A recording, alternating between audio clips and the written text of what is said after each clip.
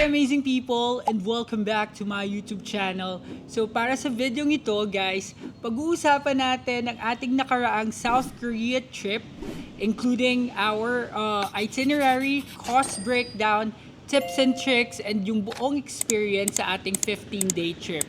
So magandang usapan ito guys, so tara, let's go!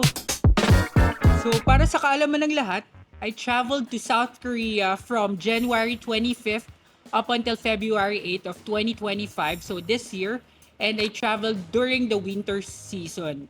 So importanteng malaman kung anong season kayo magta-travel so that you could equip yourself with a proper outfit or kung ano man yung mga kailangan para dun sa travel nyo. Since winter season yung ating naging travel and since first time ko maka-experience ng winter, iba't ibang types ng preparation yung ginawa ko. Not just from yung mga jackets and outfits, also yung preparation physically para sa winter dahil walang winter dito sa Philippines. So, importante na kung napanood ninyo din sa previous vlogs, lagi akong nilalamig. So, importante yung mga hot packs na tinatawag, mga foot cream, hand cream, and such na makakatulong sa inyo para hindi kayo lamigin at ma-survive ninyo at ma-enjoy nyo rin yung buong trip ninyo sa South Korea during the winter. So guys, sa loob ng 15 days, hati yung ating travel destinations. I spent 10 days sa Seoul and 5 days sa Busan. Pero if you have noticed dun sa ating vlogs, hinati ko yung days na nasa Seoul ako and then in between, sumingit ako ng side trip sa Busan for a couple of days and then I went back to Seoul in preparation to my flight sa Incheon pabalik dito sa Pilipinas. I chose that option para ma-maximize ko yung time ko rin sa dalawang location, both sa Seoul and sa Busan. And ayokong bumalik nung last day or second to the last day ko from Busan pabalik ng Incheon kasi mas spend lang yun mostly sa pagta-travel. So gusto ko, gaya nung nangyari sa itinerary ko guys, nakapaglibot-libot pa rin ako sa Seoul, nakabili pa rin ako ng mga pasalubong at na-enjoy ko pa rin yung remaining days ko dun sa 15-day trip kahit galing pa ako sa Busan. So, importante din guys na planuhin maigi yung itinerary. And FYI lang din guys sa lahat ng mga nagtatanong, nag-grant lang tayo ng single entry visa sa South Korea. Kaya minaximize ko ng 2 weeks yung stay ko doon. I could have stayed for maximum of 59 days. Pero 2 weeks lang talaga para at least may chance na mag-apply tayo ulit at makabalik ulit tayo sa South Korea. Alright, so pag-usapan naman natin ngayon guys yung ating flight na binook via AirAsia. So, most of the flights that I booked on my previous destinations was from Cebu Pacific. But for this one, I chose AirAsia dahil sila yung mas may murang rate during the time that I was booking for this flight. Which is, kung January tayo umalis, siguro mga binuko to November lang. So, since yung approval ng visa natin is around that time lang din.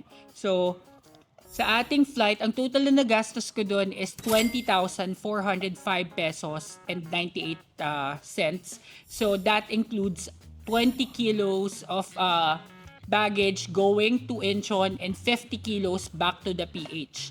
That also includes yung ating in-flight meals. So going and coming back. Meron tayong mga in-flight meals from AirAsia. And at the same time, it also includes seat selection. So, para sa akin sulit and sulit na yung nabukong flight kasi marami naman siyang add-ons and at the same time, napaka-convenient nung process ng AirAsia din. In all fairness, when I was on my flight back to the Philippines, sobrang smooth and mabilis yung naging process ng AirAsia. So, kudos to AirAsia. And then of course, adding travel tax of 1,620 on top of that para may idea din kayo na every time na aalis kayo sa Pilipinas, magbabayad kayo ng travel tax na 1,620. So next, ano nga ba yung mga kailangan nating i-prepare para ma-make sure na magiging smooth lang yung process natin pagdating natin sa Incheon? So number 1 sa ating listahan guys, is you have to make sure that you fill out the arrival card once you get into immigration or bago kayo pumila dun sa immigration. Usually, mahaba yung pila ng immigration sa Incheon. It would take you 30 minutes to 1 hour. So bago pa kayo pumila, kumuha na kayo ng card and then fill it out habang nakapila kayo para pagdating nyo dun sa immigration area na fill out nyo na siya. And FYI lang, they would ask you for the specific name and address and contact number ng pagtutuluyan ninyo sa South Korea. So, kailangan i-check nyo yung mga pinagbukan nyo kung anong address, name ng hotel, and then yung contact number nila. Kasi kapag kulang, palilista nila sa inyo at papipilahin nila kayo ulit. So, medyo hassle yun guys. So, make sure lang na i-fill out nyo siya completely. Tapos, wag din natin kakalimutan guys, yung ating SIM card na pwede nyong i-book via Klook. You can choose eSIM or physical SIM card. Madali lang din na makuha yon sa Klook guys, and madali lang din na makapag-book. And do not forget to use my promo code EMILCLOOK para naman may additional discount kayo sa kahit anong bagay na i-book nyo via Klook. And lastly, after nyo makuha yung SIM card, pwede kayo mag-withdraw ng pera. Sa departures area kayo guys, mag-withdraw. And tandaan niyo yung pangalan ng bank, Woori Bank. Sa tabi lang yun ng Dunkin Donuts or ng Dunkin. So, sa departures area, kasi may mga instances na dun sa ATM sa arrival hall, hindi sila nakakakuha ng pera kapag foreign card yung gamit, which is yung GCash card on my case. Hindi na ako nag-try sa arrivals, diretso na ako sa departures. And ang transportation natin from the airport going to Incheon, papunta dun sa ating hotel sa Myeongdong area is RX Express, which I booked via Klook as well for 461 pesos. Ang baba nun is diretso na sa Seoul Station. So, rekta na yon. May station mula dun sa airport and then rekta na sa Seoul Station. Convenient din nun, tapos may lalagyan na ng luggage para hindi nyo siya hawak-hawak during the whole travel. And of course, huwag nyo kakalimutan na kumuha ng T-Money. It just so happened na during the time that I was there, merong promo si Klook na kapag bumili ka ng SIM card sa kanya, may libreng T-Money. I think meron pa rin mga promos na ganun si Klook guys, so you might want to check that para lang at least tipid kayo na hindi na kayo bibili ng separate T-Money kasi free na siya sa SIM card. So ngayon naman, pag-usapan natin yung aking mga hotels na binook din on different platforms. Meron akong binook via Agoda, meron din sa Klook. So, in total, 4 yung nabook kong hotels. Dahil yung Airbnb na binook ko, guys, is kulang siya ng 1 araw. So, kailangan ko pang mag-book ng separate hotel for the first day, which is yung Art Premium Wontel sa Myeongdong area din. I booked it for a night for 1,572 pesos and 43 cents via Agoda. And then, for 6 nights, nagstay naman ako sa Space Guest House, Airbnb, sa Seoul din yun, guys, sa Myeongdong area, malapit sa Namsan Cable. And that's a total of 9,225 pesos and 62 cents. And sa Busan naman, for 5 days, nagstay ako sa Haeundae Fish Pension. That's for 8,794 pesos and 63 cents. And lastly, when I went back to Myeongdong, nagstay na ako sa Yusik Guest House, which is 4,556 pesos and 21 cents. Ang total na nagastos ko sa hotel for 15 days is 24,148 pesos and 89 cents. Sulit na sulit guys, kasi finilter ko talaga based sa location, sa malapit sa mga train stations, malapit sa mga attraction, para at least konting lakad lang. And for me, kung tatanungin nyo ako, out of the 3 hotels or places na pinagstayan ko sa Myeongdong area, yung Art Premium, Space Guest House, and Yusik Guest House, ang pinaka-convenient in terms of location is yung Yusik Guest House. Kasi literal na 2 hakbang lang or 3 hakbang lang papunta doon sa exit number 1 ng Myeongdong station. Ang medyo downside lang niya is walang elevator doon sa building, and 5th floor ako, yung highest floor. So kung mapapanood nyo dun sa previous vlogs guys, binuhat ko manually yung mga luggage papunta, paakyat at pababa. So medyo hassle lang yon kapag hindi ka naman or kapag hindi ka masyadong nagbubuhat ng mabibigat, and lalo kapag may mga kasama kayong bata or senior. Yun lang yung pinaka downside niya. But all the rest, okay yung room, heated yung bed, may hot and cold shower, and makikita nyo naman yun sa room tour ng Yusik Guest House na nasa vlog din natin. So yun yung mga dapat nyong i-consider, yung proximity sa attractions, yung proximity din sa mga MRT or sa exits, and at the same time yung comfort pagdating dun sa room mismo. So pwede nyong balikan yung mga yan and pwede nyong i-check kung ano yung pinaka mag-work sa inyo or kung meron kayong ibang makita, better. Depende rin yan guys sa budget. Syempre budget friendly lang yung mga pinag-stayan natin para mas ma-maximize natin sa ibang bagay yung ating budget. So guys, pag-usapan naman natin ngayon yung mismong itinerary natin. So, hindi ko na may isa-isa lahat siguro ng napuntahan pero tatry ko. So, sa day 1 natin guys, lumibot lang tayo sa buong Myeongdong Shopping Street. Sa shopping area ng Myeongdong, nag-try tayo ng mga street food. So, libre yun, wala tayong binayaran kahit ano. Except dun sa mga binili natin or tinay nating food. And then, day 2, nag-tour tayo agad guys. Ito yung tour na makasaysayan. Nakasama natin yung yung tour guide natin na si David. So pumunta tayo sa Nami Island, Garden of the Morning Calm, Alpaca World, and I think I'm missing another location. Pero lahat yun guys na napuntahan natin, part na siya ng tour, whole day tour na binuko via Klook for 4,169 pesos. May option sa Klook and pwede nyong i-customize kung ano lang yung locations na pwede ninyong or gusto ninyong puntahan. Pero yung sa akin, pinili ko talaga yung may Nami Island. Kasi yun yung pinaka talagang highlight ng South Korea trip. Kapag pupunta ka ng South Korea, hindi pwedeng hindi mo pupuntahan yung Nami Island.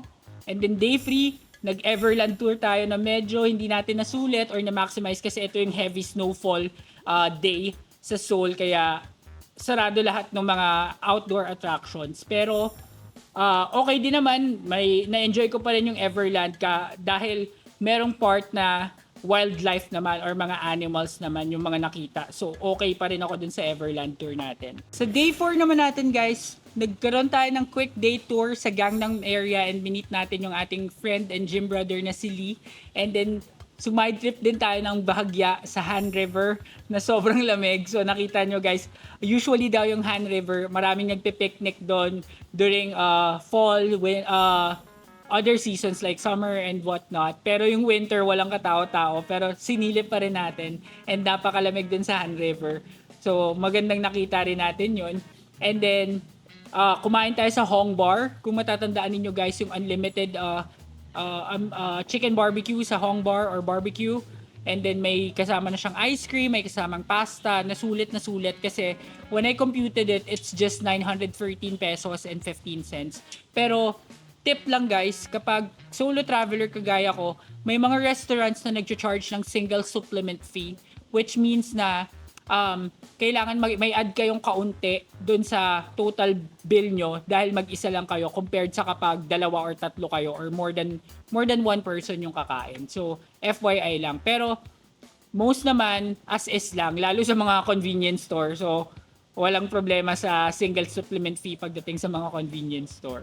So, day 5, pumunta tayo sa Gyeokbunggong Palace. Kung matatandaan ninyo, nag-rent tayo ng hanbok doon. And then, pumunta din tayo sa Hongdae area para naman ma-experience natin yung mga pinupuntahan doon ng mga kabataan sa Hongdae area. So, napaka-vibrant and napaka-lively ng lugar. May mga live musicians, may mga different restaurants, coffee shops, and cafes. Sayang lang hindi tayo nakapaglibot-libot ng mas malala doon sa Hongdae area kasi marami daw masasarap na coffee shops doon. Pero, okay pa rin naman yung naging experience natin doon sa Hongdae. And nakapag-try tayo doon ng street food na Korean barbecue na sobrang sarap. And it's just for 3,000 won. So, sa day 6 naman natin, nag-day tour din tayo guys sa Suwon. So, Suwon is a little bit far from Seoul and medyo 1 to 2 hour travel siya depending kung anong mode of transportation yung gagawin mo. Pero tayo nag-commute lang tayo, nag-train. So, nilibot natin yung buong Suwon, yung kanilang parang intramuros-like na area na napakaganda. So, very, din yun guys, very recommended para sa akin or for you guys kung sakaling pupunta kayo dahil meron din dun Starfield Library na mas malaki compared dun sa COEX Library na nandun sa Gangnam. So, makakapag-picture-picture din kayo and siya guys, parang for me, it's a breath of fresh air yung Suwon area and sa mga K-pop fans, marami din or K-drama fans, marami din daw doon mga shooting locations ng K-drama. Hindi ko lang talaga alam lahat pero may napuntahan tayong mangilan-ngilan. So, Day 7 naman tayo guys. Day 7, we moved from Seoul going to Busan and check agad tayo dun sa kanilang sa Haeundae Fish Market or Haeundae Market. Dun sa night market nila, nagtry tayo ng hot tteok. Yun daw yung famous food during winter sa South Korea. So tandaan nyo yun guys and must try. Ang sarap nun. Lagi kong binabalik-balikan yun guys kasi ang sarap niya talaga. So sa day 8 naman natin guys, nagkaroon tayo ng Busan City tour na binook natin via Klook for 2,135 pesos. And ano lang yun guys, small group of people lang yun na nakasama ko doon sa tour and isang family na Filipino tapos isang foreigner. Ang dami rin namin napuntahan guys, ang daming palace. Hindi ko na lang matandaan yung name ng palace pero yun yung palace na nasa may beach. Tapos merong malaking Buddha pagdating dun sa tuktok. Tapos pumunta din kami sa United Nations Cemetery na napaka-scenic and historic din yun guys. And sumakay din kami sa Sky Capsule. So kung matatandaan nyo yung small train na dadaan sa gilid ng dagat and sa cliff. So napakaganda nun. 30-minute ride yun guys na na-experience ko din and sobrang highly recommended. May nadaanan din kami mga glass bridges na sarado during that time because of heavy hindi naman snow kasi hindi nag-snow sa Busan pero yung weather kasi it's not permitted during that time. Pero pag ibang season kayo nagpunta, most likely papayagan naman kayo pumunta doon. So sulit din and convenient din tong tour na to kasi wala ka nang gagawin. Hindi ka naman problema ng commute. Problemahin mo na lang is yung i-manage yung schedule mo para mag-fit dun sa schedule ng tour nila. So, friendly din yung aming naging tour guide doon, si Andrew naman. Tapos, come day 9, nag-book tayo ng Klook Pass Busan in preparation dun sa mga ibang location sa Busan na pwede nating or na gusto kong mapuntahan. Pero bago yun guys, binisita natin ang Z Millennial Coffee or yung Magnet Coffee Shop. Ang coffee shop ng father ni Jimin na BTS. Ni-request kasi ito ng isa sa mga ating subscribers. And sinubukan din natin ng Taejongdae zipline na binuko via Klook for 667 pesos. And napakaganda nun guys. Hindi lang talaga ako pinayagang mag-video. Yung zipline is talagang sa dagat dadaan guys. Tapos nakaupo lang kayo. Bawal lang mag-video kasi marami na daw na baling Osmo Pocket. Kaya hindi na ako pinayagang mag-video at di ko na rin ni-risk. So, great experience din yon yung Taejongdae na yon. Medyo malayo lang siya sa Haeundae pero manageable naman din yung commute. And then day 10 guys, day 10 na tayo. Napaka-exciting ng naging experience natin doon dahil pumunta tayo sa Skyline Luge. So, na-experience natin yung luge na yon at gustong-gusto ko matry yun when I was in Singapore. Pero sa South Korea pala natin may experience. Napakasarap nung experience na napakaganda. Sa mga adrenaline junkies na kagaya ko guys, so try nyo yon, it's a must try. And part siya ng Klook Pass Busan. And at the same time, after a tiring adventure dun sa Skyline Luge, nagpunta tayo straight to Spaland, dun sa Shinsegae Department Store sa Centum City, sa Busan, para mag-relax naman. And relaxing din yung experience. Masarap din sa pakiramdam yung spa. And after a long day or a long vacation day, so it's a must na makapagpahinga kayo at makapag-relax dun sa Spaland, which is the biggest spa in the whole South Korea. So, must try yun. Day 11 guys, pumunta tayo sa Gwangali Beach. Kung maalala ninyo yung napakagandang beach. At nag-coffee tayo sa Front Coffee na beachfront. Overlooking, very relaxing vibe and chill lang tayo that day. And then nung sunset na, umakyat tayo sa tallest building sa Busan, which is yung makikita nyo sa Busan X the Sky. So, great adventure din yung ginawa natin yung day 11. And lahat ng mga attractions na yun guys is yung Busan X the Sky, walking distance lang yun dun sa aking pinagstayan. And then yung Gwangali Beach, commute lang din siya from my area. So, very accessible and napaka user-friendly ng transportation system. Not just sa MRT or sa train, but sa bus as well dito sa South Korea. So, hindi kayo maliligaw. Just follow Naver Maps. So, from day 12 to day 15, we went back to Seoul and punta tayo sa Namsan Cable Car, nagpunta tayo sa Enseoul Observatory, Namili tayo ng maraming pasalubong sa Dongdaemun at sa Myeongdong. And of course, hindi natin pinalampas ang chance na makapag uniform at pumunta sa Lotte World doon sa Seoul kasi mas malaking Lotte World sa Seoul compared sa Busan. I was thinking at first na mag Lotte World na lang sa Busan para mas konti yung tao, pero nirecommend kasi nung tour guide na hindi, sa Seoul ka pumunta kasi mas may-enjoy mo doon dahil mas malawak. Pero sobrang lamig lang din kaya hindi na ako masyadong nakapag-outdoor rides. Pero sulit na sulit pa rin yung pagpunta sa Lotte World. Just the fact na nakapang uniform ka ng Korean tapos ikot-ikot ka lang doon, picture-picture ka lang. Okay na rin, and marami pa rin naman akong nasakyan na indoor. Like yung indoor roller coaster na 10 out of 10 talaga. On our last day, bago tayo dumiretso sa airport, namili ulit tayo ng mga pasalubong and pumunta tayo sa Poke Poke Cafe na matatagpuan sa Haeundae area. Not Haeundae, sa Hongdae area. And yun yung cafe or coffee shop na merong waterfalls na background. So napakaganda din dun, guys.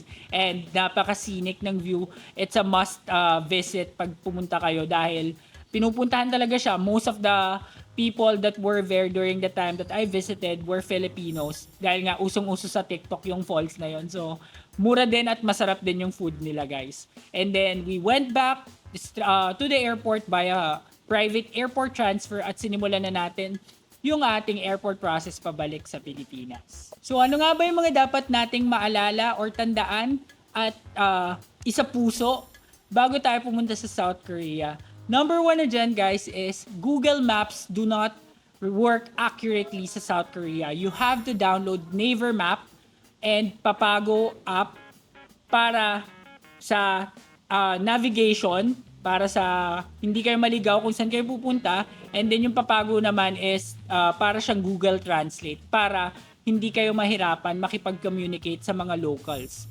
Importante yung dalawang apps na yun, guys. Lalong-lalo na yung Naver kasi yun yung magiging backbone ninyo kapag umiikot-ikot kayo or kapag nagdi-DIY kayo ng pupuntahan. Kung sakali lang na walang English translation or kung walang Korean translation yung inyong mga hotel or yung address, try nyo siyang i-translate sa Papago app bago nyo ilagay sa Naver Map para mabasa ni Naver Map. Kasi may mga lugar doon na English lang pero pagdating sa Naver Map, Korean lang, translation lang yung may intindihan nila, hindi nila alam or hindi niya nare-read kapag English. So importante na marunong din kayo mag-translate.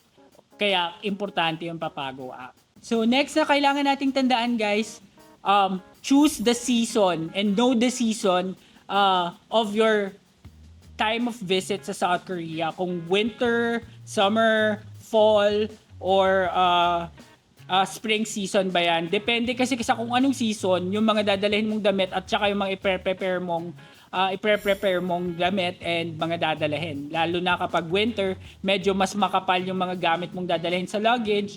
Kapag naman mga ibang season, syempre lighter clothes or whatnot. So kailangan alam mo kung anong season.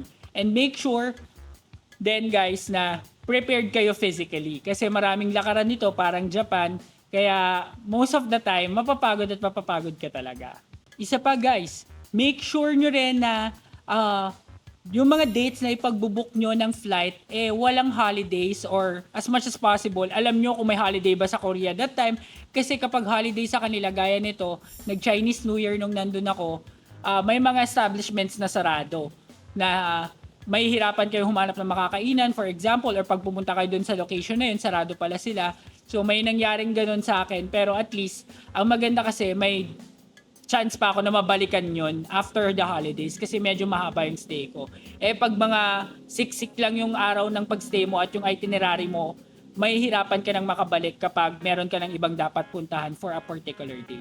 So keep that in mind as well. So, magkano nga ba ang total nating nagastos dito sa ating South Korea trip? So, ang total nating nagastos, I would only include yung flight, travel tax, hotels, food, clockables, and transportation. Hindi ko na ilasasama yung aking personal expenses like yung mga pasalubong na binili ko, yung mga bagay na hindi nyo naman din bibilihin. Para ito lang yung pinaka kung sakaling pupunta ka lang ng South Korea at magtutour ka lang doon, excluding any personal expenses. So the total based on my computation is 87,616 pesos and 68 cents. Again, it only includes flight, travel tax, hotels, food, clickables or yung tours and then transportation. And any other na personal expenses, hindi ko na sinama dito. So, this is good for 15 days sa South Korea, guys. So, worth it siya para sa akin and very achievable ito. Kasi, imagine mo for 15 days, food alone, guys, hindi naman tayo namimili ng food or hindi naman din tayo nagtipid sa food. Kumakain tayo, nagko-coffee shop tayo as much as we could. And then, mahilig din tayo sa mga konbini, sa mga onigiri and whatnot na nasa convenience store kasi nakakalibang din sa convenience store. And last tip guys, sa mga convenience store nila like E-Mart, 7-Eleven or kung ano man, nice to see you na convenience store, meron mga promo doon na 2 plus 1 or buy 1 take 1. Basahin yung mabuti kasi may mga food ako nabibili during dinner na buy 1 take 1 na siya or 2 plus 1 siya. Even the sausages, so makakatipid din kayo doon. So that's it for our South Korea series. Kung may mga tanong kayo guys, please send me a message sa Instagram at AJTV Amazing Travels or at TikTok. Please follow our Facebook page at AJTV Amazing Travels. And kung nagustuhan ninyo ang video ito, please give me a like, comment, share, and subscribe to my channel. And do not forget to hit the notification bell para updated kayo sa aking future vlogs. Maraming salamat guys sa panonood at pagtangkilik nitong ating mahababang South Korea series at abangan ang susunod na adventure natin dito sa AJTV Amazing Travels. So yun lang guys, maraming salamat. Bye!